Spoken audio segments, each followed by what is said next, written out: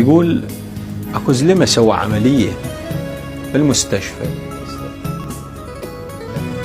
يقول فبعد البنج ما صح.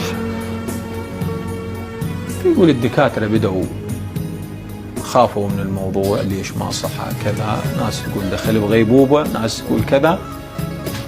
يقول فاكو شايب وياهم زلمه حكيم، نعم، يعرف للحكي من ذا الحلقه. قالهم، يقول هم عنده مريض بالمستشفى، قالهم هذا الزلمه يا اخوه من امه وابوه. قالوا له هذا اخوه. حلو.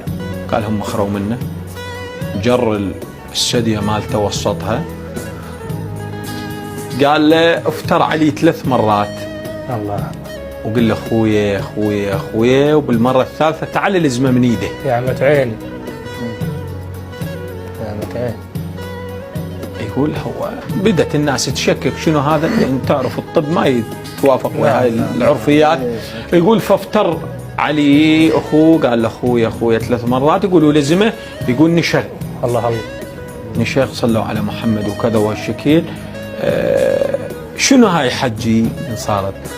قال هم الدم يفز على الدم. صدق، الدم يفز على الدم، اكيد. على غير هسه انت تشوف اخوك والينه تركض بغير شعور، مو يطيح قدامه.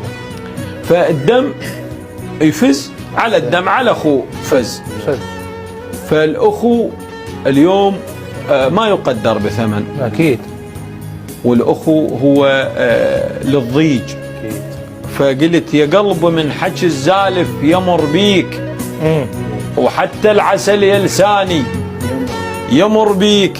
اخيك لو صدق رادك يمر بيك، ويقول لك حاضر اشتامر علي البشر، ما ينعرف بالثوب تعرفه بطيب كلماته. صدق.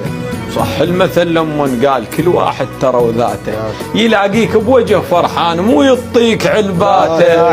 ونصيدك الطاير يوقع، ونصيدك الطاير يوقع. حياكم الله وكل الهلا، يا مرحبا. بدءا من